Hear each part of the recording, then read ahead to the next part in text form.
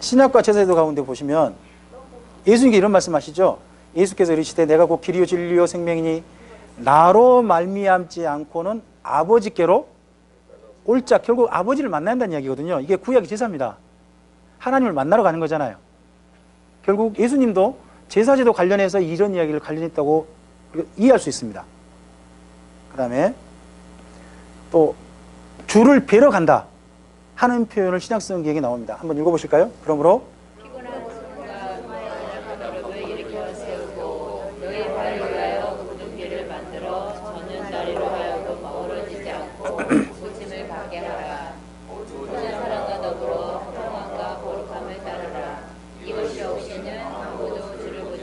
예, 주를 우리가 뵈러 가는 거잖아요. 그게 예배잖아요. 구약을 말하면 제사고요. 그러니까 신약성경도 여전히 제사적 개념으로 이야기하고 있다는 겁니다. 제사적 개념으로. 그리고 또 주를 뵈러 가는 자는 또 읽어볼까요? 믿음이 없이는 하나님을 기쁘시게 하지 못하나니 하나님께 나아가는 자. 다른 말로 하면요, 하나님께 나아간 자를 예배하러 나가는, 구약으로 말하면 제사하는 자. 계속요. 반드시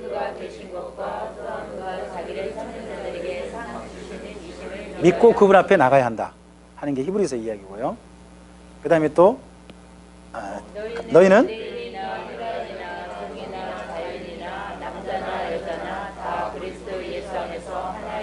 너희가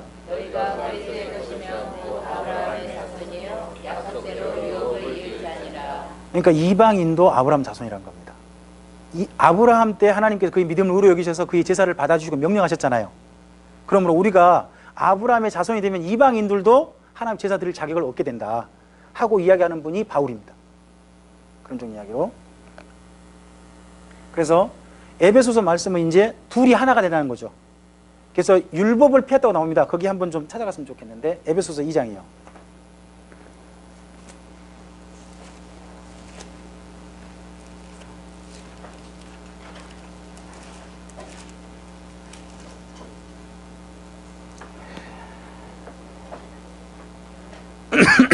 14절 거기 13절부터 전에는 이방인하고 유대인이 나뉘어 있었습니다. 13절도 읽어볼까요? 이제는 전에 멀리 있던 너희가 예, 그는 우리의 합병이십니다. 둘로 여기 둘이 뭐죠? 이방인과 유대인을 말한 겁니다. 여기서 계속요. 뭔데? 네.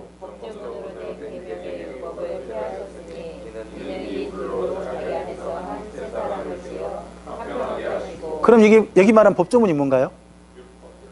아, 율법이 아닙니다. 이방인과 유대인 구분법. 율법 전체가 아니에요. 이방인과 유대인의 구분법.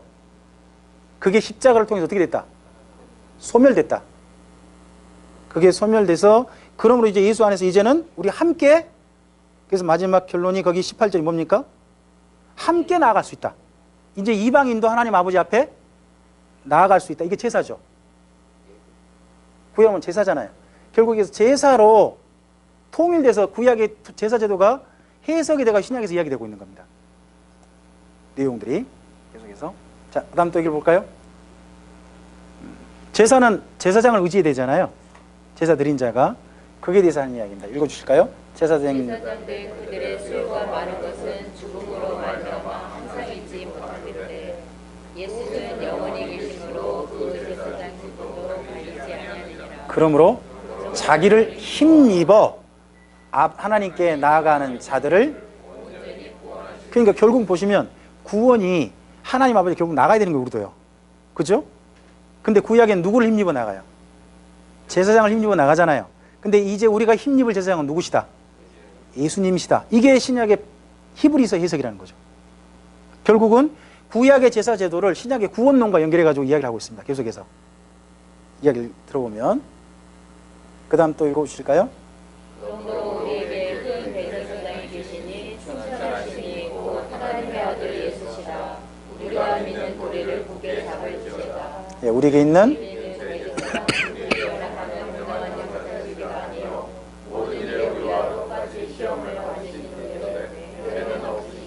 그러므로 우리는 긍휼하심을 받고 은혜의 보좌 앞에 질문 좀 드려볼게요. 이스라엘 민족이 생각하는 은혜의 보좌는 어딘가요? 이스라엘 민족이 머릿속에 딱 들어있는 은혜의 보좌. 지성소 어디? 시은 자, 거기가 다른 말로 법궤 뚜껑. 법궤 뚜껑이 시은소, 시은 자, 하나님이 앉아 계신다 해서 은혜의 보좌 그렇게 말한단 말입니다. 거기에 나갈 수 있는 사람은 누구죠? 대사 한 사람이잖아요. 근데 신약에 예수님 이후에는 어떻게 바뀌었죠? 우리 모두가. 이스라엘 민족이 하나님이 계신데 그 자리에 나가는 거잖아요. 그죠? 근데 여기 신약이 말하는 히브리서에 말하는 여기 은혜의 보좌란 이 땅의 성전 안에 있는 지성소가 아니죠. 나중에 10장이라는 이쪽에 넘어가 보면 어디냐 그러면 하늘 성소를 말하고 있습니다. 그러니까 이 시간 예배 자리에 우리가 있지 않아 있지만 이 시간 우리가 예수님을 힘입어 어디까지? 하늘에 있는 하나님의 보좌 앞까지 나아간다는 겁니다. 그게 신약의 개념입니다. 신약의 예배의 개념. 전혀 다른 개념이 되고 말았습니다. 구약에는 한 사람만 나갈 수 있는 자리에 모든 사람이 예수님 몸을 이루어서 다 나갈 수 있다. 어떻게 보면요, 우리가 예수님의 몸이니까 나가는지도 모르겠습니다. 그분 한 분만 나갈 수 있잖아요. 제사장 한 사람만, 대제사장. 근데 우리 그분이 몸이니까 거기 나갈 수 있는 개념이 되는 건지도 모르겠습니다. 자, 그리고 이제 한 가지 개념을 더 넓혀가지고 베드로는 우리가 바로 제사장이다 하는 개념으로 이야기합니다. 뭐 다시 말씀입니다. 함께 읽으실까요? 사람에게는 버림받아 되었으나 하나님께는 택하심을 입은 보배로운 사람들이신 예수에 나아가 너희도 사람들같이 신령한 집으로 세워지고 예수 그리스도로 말미암아 하나님이 기쁘시게 받으실 신령한 제사를 거룩한 제사장이 될지니라. 네, 우리가 드릴 하나님 앞에 드릴 제사가 있다는 거죠. 그것도 제사장으로서. 그래서 제사 이후에 산 제사란 게 뭐냐 하는 걸 좀 몇 가지 좀 정리를 좀 해볼까요? 읽어주실까요? 그러므로 그러나 너희는 택하신 족속이요 왕같은 제사장들이요 거룩한 나라요 그의 소유가 된 백성이니 이는 너희를 어두운 데서 불러내어 그의 기이한 빛에 들어가게 하시니 아름다운 것을 선포하게 하시니. 여기 2장 9절이 보통 이렇게 말합니다. 출애굽기 19장 5절 6절에 대한 베드로식 해석이라고. 읽어보시면 소유, 백성, 제사장이 다 들어가 있습니다. 그걸 베드로식으로 해석한 거다. 이스라엘 민족이 그 당시 모든 민족에게 하나님을 소개하는 사람이길 원했던 것처럼 이제 교회가 하나님의 제사장이 되어져서 하나님이 덕과 빛을 선전하길 원한다. 이건 그러니까 제사 이후의 삶을 두고 한 이야기라고 보통 이야기할 수 있겠죠. 그 다음에 우리가 들을 그런 삶의 제사는 뭐냐?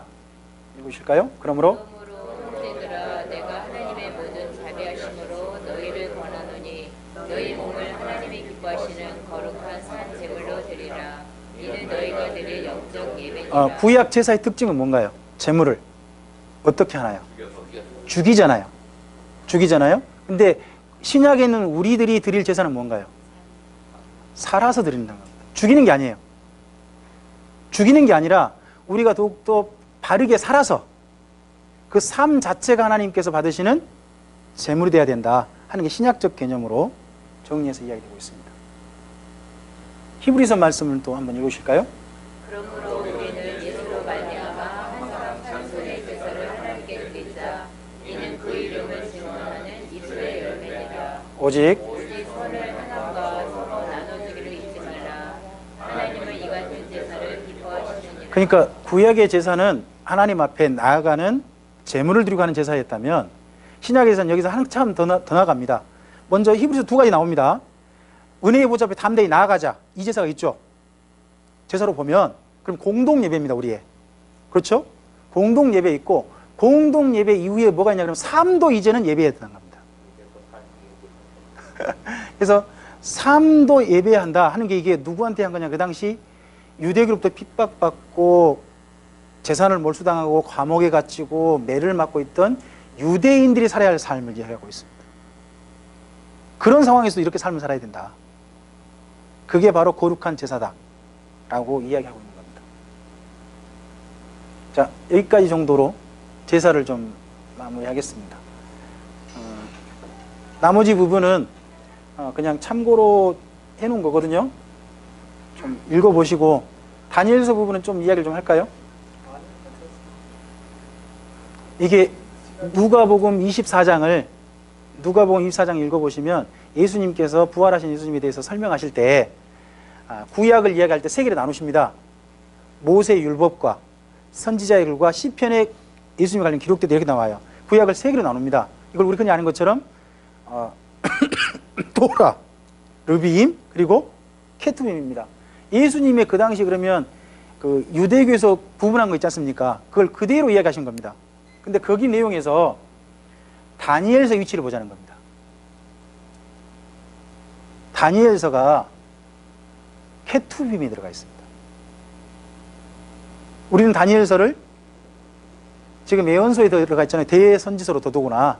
그렇죠? 그러나 예수님께서 언급하신 내용에 근거한다면 다니엘서는 선지서가 아니라 거룩한 문서, 그 정도 입장에서 이야기되고 있고요.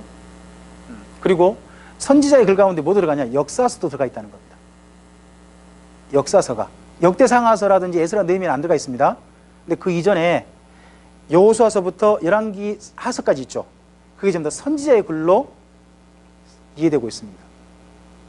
그런 것도 함께 보시면 좋겠고, 그리고 신약 성경하고 뭐 이건 제가 강좌 비율을 좀 해본 건데 참고 구절을 써놨거든요. 이거 연결해 보시면 내용이 서로 간에 좀 그 시대에 좀 연결된 내용들이 있습니다. 에레미야서하고 제가 오바댜서를 뒤로 뺐습니다. 저 같은 경우는 오바댜서 뺀 이유가 뭐냐 그러면 에레미야서하고 오바댜서 내용이 같아요. 그 미가서하고 이사야서가 표현이 같은 게 나오거든요. 근데 에레미야하고 오바댜가 내용이 같은 내용이 들어 있습니다. 그래서 오바댜서는 나훔 이때 정도 보지 않고 저는 뒤로 빼버립니다. 뒤로 빼서 이때 정도에 보고 있습니다. 그리고 구약 성경의 단어가요 신약 성경으로 헬라어로 바뀌었잖아요. 바뀌면서 그 교회가 상당히 언어 해석, 언어 번역 작업 있잖아요. 번역 작업이 상당히 고심한 흔적이 보입니다. 고심한 흔적이 몇 개 좀 찾아봤는데요. 구약에서는요 하나님을 반석이라고 했습니다. 하나님을 반석의 표현이 하나님을 표현하는 부분이 많습니다. 근데 신약에서도 고린도전서 10장 4절에 보면 바울이 광야에서 그들이 신령한 음료를 마신 따르는 반석으로 마시게 되어 있습니다. 근데 제가 그 전에 그 읽기를 어떻게 늘 설교했냐 그러면 광야에서 반석으로 물을 마셨다 그래가지고 반석이 르비딤 반석이라든지 이런 반석으로 늘 생각하고 설교를 그렇게 들었습니다. 근데 표현이 정말 그렇게 되어 있습니다. 따르는 반석. 가만히 돌이 아니라 그들과 함께 했던 반석, 따라다니는 함께 다녔던 반석. 그러면 구약에 있는 하나님을 가리킨 표현이 됩니다. 근데 그 반석이 누구냐? 바울은 그 다음 말합니다. 그 반석이 바로 예수 그리스도다. 그래서 구약의 반석이신 하나님이 바로 예수 그리스도라는 표현이 여기 내용 속에 들어 있습니다.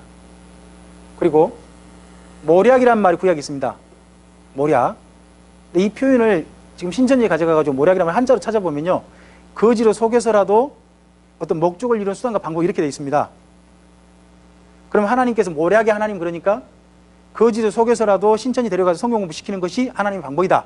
이렇게 표현하거든요. 근데 그 단어가 보면 번역이 원래는 그게 적절한 단어가 없으니까 그렇게 그냥 어른들이 언어를 조합해 놓으신 겁니다. 그 단어가 뭐냐 그러면 기이한 하나님의 놀라운 신비한 계획, 놀라운 계획 이렇게 표현되어 있습니다. 원래는.